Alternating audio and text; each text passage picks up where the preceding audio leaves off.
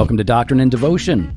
It's a podcast. It explores Christian faith and practice, usually from a Reformed Baptist perspective, unless it's just a perspective that we have. And by we, I mean me and Jimmy. My name is Joe. I am the lead pastor of Redeemer Fellowship in St. Charles, Illinois. And I'm Jimmy Fowler, executive pastor at Redeemer Fellowship. You know, you're only the executive pastor when you show up. Okay. It'd be like you're only lead pastor when you're here. Yeah, but I'm always here. Yeah. Yeah, Good Friday service, I was there. Good job. Mm-hmm. Weren't you preaching? Yeah. Okay, so good thing you were there. Yeah. Yeah, and if you were preaching, I would have been there. I would be there still. Yeah. But it seems like you don't care that I'm preaching, and like you just listen, I don't even care that you missed church. I care that you missed me. Okay? First, then you need to give context. Okay. Oh, I'm sorry. Family was in town. Oh, I'm sorry. Yeah, that was when we were doing the family gathering. Right. Jesus did say that he would bring a sword between us and our family members. But you apparently put Jesus on the wrong side of the sword or something. I don't know. No, it's fine. No, I know you had family things, so I understand you might miss an extra service like this, right? You know, it's not a Sunday morning service. Yeah. I understand that. No. So then, all right. Then where's all this heat coming from? Because I needed you, and you weren't there for me. How did you need me? In what ways don't I need you? I mean, I feel like I need you all the time. You know, I needed the support, the encouragement, the attaboys. I needed the butt slap. I needed the go get 'em. I needed go get 'em. Good job, Tiger. I needed the tussle my hair. I actually never realized. No, I did know a little bit about how insecure you are. Yeah, a little bit, but a little tiny bit insecure. I didn't realize it was at this level. Yeah, well, now you know. Now you know. So I crashed and burned. It was hard, man. I heard good things. Christians are nice. It's cool. I was at, I used two banks, right? A bank for my dad, and then we take care of my dad. He lives with us, if you guys don't know. And then our bank. And so I was go to my dad's bank all the time, take out money to get his groceries. Yeah. And so, and there's all the people in there know me because I'm just drive up, do the same thing every time. Mm-hmm. Hey, Joe. And the person I see the most is this woman, Peg. And so Peg's always there, real nice lady, and she's probably a little older than me. And she saw one day I deposited some money in there for my dad with a check that I got from Redeemer. And so she's like, "Oh, Redeemer Fellowship. I think I saw that sign over there at the Lutheran church." And I'm like, "Yeah, we were worshiping over there." She's like, "Oh, cool. You doing an Easter service?" And I'm like, "Yeah, we're doing an Easter service." She's like, "Cool, all right. Well, maybe I'll come by sometime." I was like, "Yeah, that'd be great." And then Friday I was there, and she was like, "You got anything going on today?" I'm like, "Yeah, we got a Good Friday service going on, 6:30. She goes, "Okay." So then she pulls in on Good Friday service. She was checking it out. And she goes, "Yeah, I stayed late." She goes, "I live kind of far away, so I stayed late so I could come and check things out." Oh, that's nice. Real sweet. Seems like a Christian lady goes to an American Baptist church. She goes, "I'm not Southern Baptist. I'm an American Baptist." I go, "How does it feel? You feel superior because you don't have the racist slave-owning background that we do? You feel better than us?" And she said, "You're really good at winning people over." She goes, she said something like, "No, I'm still guilty." She had a good take on it. She's like, "Nah." So anyways, it was cool, man. We had a lot of visitors. I thought you said that texting would not be happening right now. It's just going to be us. I didn't say, first of all, I didn't say that. When did I say texting would not be happening now? When did I say that? Your exact words, if you want me to say it. Yeah. When? Go ahead. Just before this. Yeah. Was because I go, "Hey, let's wait because your wife might have some more questions." Oh, you don't have to say exactly what I said. Oh, by the way, I was actually getting a phone. I want to take a picture of you. That's what I was doing. See? Don't you feel stupid? Boop. Now, apologize. No, because I know that she texts because I saw it pop up. But I'm ignoring her because she can sit down and just stay in the kitchen. Okay? I'm going to MacArthur her right now. Joey, stop. Go home. Go home, Jen. And I was taking a picture of you because this is our time. It's just that I caught you. You didn't catch anything. I caught you. You caught me taking a picture of you because I'm all about you. I'm in the moment. I want to share this moment. I want to remember this moment. It was you saw that I knew because I saw the notification. Yeah. You grab your phone. Yeah. I called you out of it. Yep. And then you go, "Oh, I'm taking a photo." That's you making a false accusation against me. I don't appreciate it. And since you don't have a witness, and I'm a pastor, you need to shut up. No accusations. So we got an email from a young man. I like this guy. All right. I like this guy. We could keep him anonymous. All right. But his name rhymes with no. Okay, sorry. But he's a single guy ministry in this city. No, I can't say that either. Can't say in the city either. So here you go. He goes, hey, so guys. it's a long one, so you just got to buckle up, guys. Yep. Hey, guys. Big fan of the podcast. I've been listening for 5 years or so. Before I even began thinking about doing ministry, and now I am in it full time, so that's pretty cool. Very cool, man. Yeah, full-time ministry. Wow. Mm-hmm. Anyways, I'm 24. Young. Single. Wow. And was recently brought on as a full-time director of worship and connections, so music, membership, and first impressions. Ooh, nice. At a local church. And I have a few questions regarding being young, single, and in church leadership. Let's hang on a second. So he's full-time director of worship, connections, membership, first. This is a church that has some size, right? It's got to have some size to have that kind of a position. And what a very important role. Yeah. I mean, that's fantastic. I love that you're doing that, man. Music, membership, first impressions, yeah, man, that's super important. Just people knowing what they're supposed to do next, where they're supposed to go. What communication is such a big thing. We struggled with that at Redeemer. So, hey, man, if you get bored over there and you want to volunteer for us, come over here and volunteer. So first, I've noticed that since this church is only a few minutes from a major SPC seminary, that makes having this job like a rite of passage. I don't see it that way, but the reaction I get from others is like, oh, wow, big shot. Maybe that's due to the concentration of people seeking out ministry roles in the area. In any case, it feels like the temptation could be that the joy of a ministry role near a major seminary could be found in the title/salary and not in the shepherding part. So maybe you guys could speak to your experience with that. All right. Well, why don't we'll tackle that one first. All right, let's go with that. So Joe. Yeah.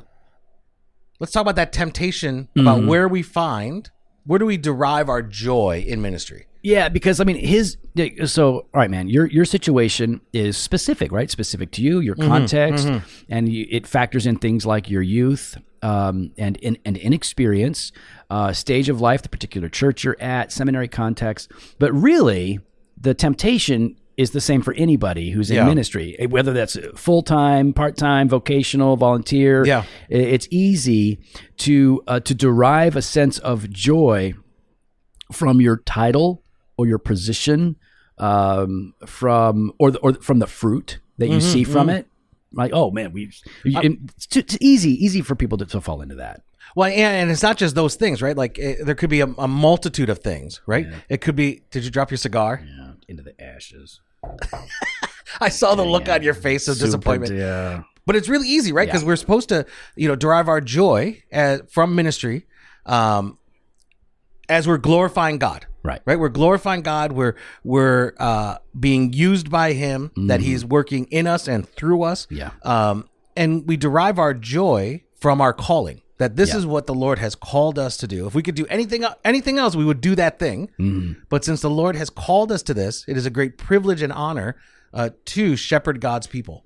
Yeah, I mean, I would say a couple of things on this. And I'm going to end my little rant here with what you were just talking about. Because I think that's the most important thing. Go ahead, go. So number one, you can derive joy from all kinds of things, and that's okay. It's not wrong to derive joy from the position, right? If anyone aspires to the office of elder, that's a noble thing. So it's okay to be like, hey, listen, there is great joy in doing this thing, specifically because what Jimmy said, you're called to that thing. You're called by God, and it's recognized by the church. There's a sense of real satisfaction in that. Oh, yeah. And I love being a pastor. I hope that I can be a pastor all my life. We'll see. But realistically, who knows, right? Yeah. Things happen. So that's what I want to do. And I am very honored and very humbled that I get to do it, That's crazy. So there's a sense of joy from that. There's nothing wrong with that. But it's when you primarily take your joy from these things. Like you can derive joy from the fruit. Like, wow, man, we saw a person come to know Christ, or we saw 500 baptisms, or whatever it is, right? You can derive joy from the fruit, from the work. But in the end, what Jimmy said is like you're called to be a shepherd here, and so you want to make sure that I'm primarily deriving my joy, or most of my joy is found in being faithful to the calling that God has put on my life. I think about 1 Peter chapter 5. I exhort the elders among you as a fellow elder and a witness of the sufferings of Christ, as well as a partaker in the glory that is going to be revealed. Shepherd the flock of God that is among you, exercising oversight, not under compulsion, but willingly, as God would have you, not for shameful gain, but eagerly, not domineering over those in your charge, but being examples to the flock. And when the chief shepherd appears, you will receive the unfading crown of glory. So, I mean, it's like you really do take into account, like, God has put me here for a specific purpose. He's given me responsibility. And in your case, there's worship and connections. You should be able to see how important those things are and put all of the work in, labor. Like, look at what Paul says about this, right? Like, he labors, Colossians 1:28 and 29. Paul labors with all of his strength, which is the power of God working in him, right? So he gives God the credit, but he's pouring himself out to do it in order to do this very thing. So put your back into it, put your heart into it. Don't burn yourself out. Yeah, so I think, honestly, like, if there's a temptation that you're going to take your joy from a ministry role more than in the shepherding part, which is the fact that you know this is a good sign. Check it. And keep a holistic mindset. I want to derive joy from all of it, but just make sure that and here's the thing, that you're shepherding people and putting that first. And you'll know. I think you'll know when you're being honest with yourself. You'll know because if you're shepherding, the people take priority. Right? Yeah. You're willing to deny yourself for them. And that's what shepherds are supposed to do. And I think, like you said, Joe, like that transparent aspect of it, being honest with yourself and being self-aware, because there's so many individuals that really try to kind of cover that up and lie and pretend. Well, because it's not fun to deal with your own garbage. Yeah. I'd rather hide it. Oh, yeah. I would rather just ignore it. Yeah. You know, I don't even have to hide. I just ignore it. No, Joe's like, it'll go away sometime. Yeah. Or if it doesn't, that's fine. As long as I don't look at it and I don't see it. And when people bring it up, just don't even acknowledge it. It's like my daughter Madeline and her room. Really? Oh yeah. If she keeps her door shut, she thinks it's fine. No one can see it. But who cares that it's literally like the Toxic Avenger? It was birthed in that mess. Like, you know, if you're an 80s horror fan, it is gross. It is messy, but she keeps her door closed. So it's fine. It's like I'm gonna take the door off. Yeah. You're gonna take the door off. Oh, the door is coming off. Oh yeah. Why? Just so that it forces it. First of all, number one, to punish her. Okay. I'm not about fixing problems as much as I am like just punishing, hurting people, my children, punishing them, making them feel bad about themselves. I want to shame her. Is what I want to do. In fact, so by shaming her is just to have it open for all to see. Oh, and then we have guests over. I'll be like, please come up here. I want you to show you something first. This is Madeline's room. No, I'm just kidding. No, we're just gonna have to do some dramatic stuff. Yeah. No, yeah. I think that's. I agree with you. And what would you say? Like, how would you encourage him to, like? What are some ways to be honest with yourself? Like, what is a good way to actually evaluate, hey, where am I finding my sense of fulfillment here? Is it more in the praise or the accolades or the title or the position or the privilege? Or is it in the calling of God, the glory of God, you know, doing the work that he's called me to do? What is a way or some ways where maybe he could get a clear perspective on where he's at? Yeah, I mean, I think there's a multitude of ways, right? I think for some people, journaling kind of helps, right? I think so. What are those things that you're kind of writing down and being honest about? You know, I'm really excited about this, but I'm not excited about that. And what's good about the journal then is that it's easy then to go back and look. Yeah, you might not know until you go back and look. Exactly. Yeah. You might not know until you go back and look and you do this assessment of yourself and see where things are at. And then just without journaling, as you're kind of going about it, like I find am I excited to go do this? Am I anxious about it? Do I look for ways to avoid certain tasks or avoid certain, you know, responsibilities and obligations? Right. Does it, like, in the midst of my current role, am I guess in a lot of ways just what's the word? I guess joy is probably the best word, but I'm trying to think of something else with it. Like, do I still have this like passion for it? There you go. That's the word I'm looking for. Like, do you still have this like passion? And what are those things that you're passionate about? And are you insecure or defensive when people point out issues that are going on, right? Because I think that also kind of plays a part into where your joy, because if your joy, I think, is in the actual shepherding of it, it's not completely gone, but I think less likely to be really defensive when people bring critical aspects to it. Yeah.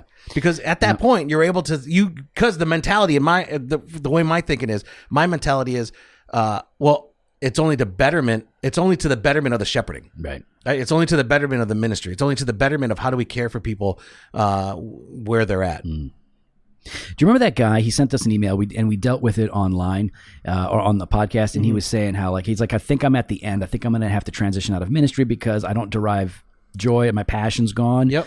And we basically said, well, maybe you need to check yourself. You know? He did. Oh. And he sent us an email. We should do a follow-up on that. And he said how, he's like, it's back. Yeah, he's there like, you I go. took self-inventory. Yep, I did some reflecting, some repenting, and like, man, I'm in it. There you go. Praise God. Super cool. That's good. I also think one other thing that this guy would benefit from is, have a mentor. You're a young dude in a new role. In that church is good, but definitely have one outside of that church, because sometimes you get a mentor in the church and, even they could be a great guy, but they could be blind to some of the issues because they can be too close. So get another mentor that can help you. Maybe that's just a part of another church somewhere else, but close by, that can just encourage you, challenge you, speak into your life. That's going to help you see some things that maybe need to change. And listen, not a 24-year-old. Okay. Get a 50-year-old. Yep. Get a 40-year-old. Get somebody that's got some season on him. Someone that's got some legs. Some salt. Yeah. All right. Then he gets into a second paragraph. He says, second, everything is going great so far. Well, aren't you just awesome? Look at this guy. Firing on all cylinders. Yeah, this guy. He's a high-performance ministry machine. I have had a few hard conversations already, most of which have been relatively minor issues and easily resolved. But I am still met with the reality that I am young and am now paid to lead, cast vision for, and delegate responsibilities to people that have 20-plus years on me and have been at the church their whole life. Good. Like that's a good realization that you see that and feel that.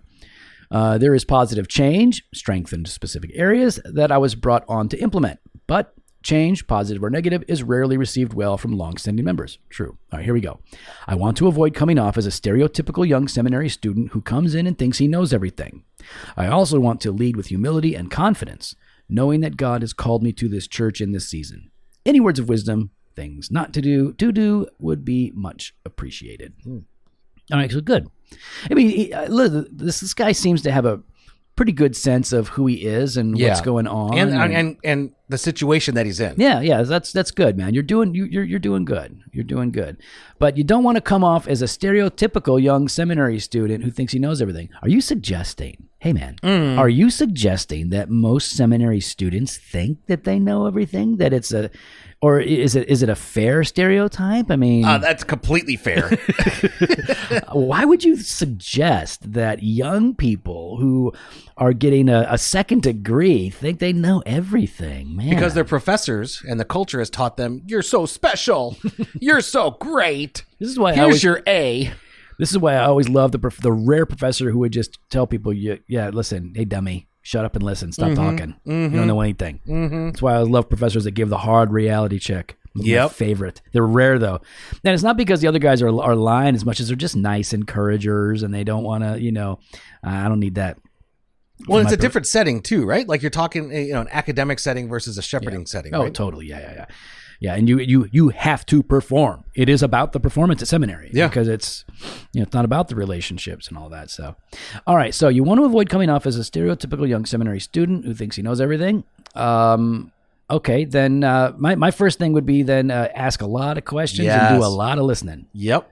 Ask those people that have been there a long time, what's working, what's not working, what has worked in the past. Is there anything we're not doing that we used to do that you think would be good? Sometimes you're going to hear lame stuff that makes no sense. You're going to get a lot of bad ideas, but you'll also get some good ideas. Yeah, and in the midst of all those bad ideas, you're going to say, man, thanks for the feedback. Yep.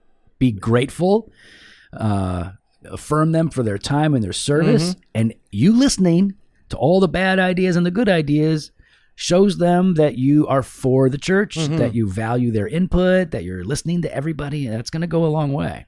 And I think even as you're looking to make changes, right, and you're casting that vision, I think it's important to still be then engaging and asking questions in the midst of that, right? Yeah. So as you're casting and you're sharing it, your follow-up right afterwards is, what are some of your thoughts, right? Here's the issue. Here's what we're trying to accomplish here. Here's where the need is. Here's a proposed solution. What are some of the strengths to that? Yeah. And is there something we're missing? Can you give me some feedback? You're onboarding them in that very moment. Exactly. You're by asking them, like, how do you think this is going to work? How do you think this is going to work? What are some of the strengths here? Yeah, and then what are some of the weaknesses that we need to tweak and adjust together? What are we missing? What are we missing? And that kind of openness is just, we just had leadership lab today. Yeah. And so Dan Salufis, the brain, the heart, the man. So Dan is like super smart. And he's wicked smart. He's wicked smart. He has a lot of apples, and he'll ask you how you like them. So he just delivered a paper, a lecture, and he was really good, passionate, articulate. Yep. And it was on postmodernism and how do you know you can interpret the Bible rightly, and neo-orthodoxy, Karl Barth, like a whole thing. And the whole time, he comes off humble and he's honest. And it was so, like, I told him, I'm like, that will disarm your critics from just dismissing you as a know-it-all jerk. So good. I like that a lot. So, all right. So you want to lead with humility and confidence, knowing that God's called you to this. I think, one of the things to keep in mind is, 1 Timothy 4:12, let no one despise you for your youth. Let no one look down on you for your youth. It's easy to do because people that listen, we're all proud. Young people are proud and arrogant, but you know what? Old people are proud and arrogant for different reasons. Greatest generation. Yeah. So it's like, my generation, we don't get to be called the greatest. We're just called X. Like, we don't even get a name. We don't get a title. Millennials got millennial. We got X. So let no one look down on you or despise you for your youth, but set the believers an example in speech, conduct, love, faith, and purity. So, like, if you don't want to be perceived as a know-it-all, then ask lots of questions. Be a good listener, but then give them a reason to actually trust you. And the way that you do that is by being an example to everyone, to the old and the young, in your speech and your conduct and your love and your faith and your purity. You don't want to be the guy that's just making changes, right? So, like, when I think about setting, okay, I'll give you a concrete example. If you're going to give an example in speech, conduct, love, faith, and purity, then when you're bringing about these changes, because you have to bring about changes, don't trash the way things were done.